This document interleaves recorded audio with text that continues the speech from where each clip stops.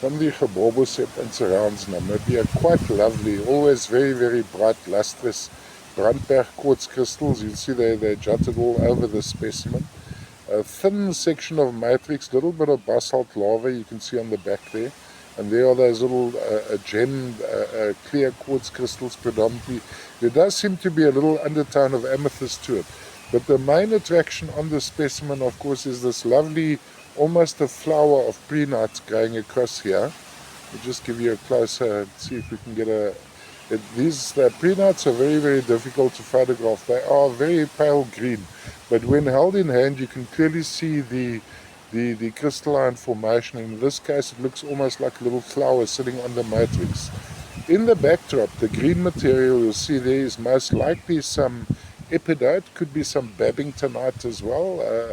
Very, very similar in appearance. The only thing is the Babingtonite has a slightly different crystal form.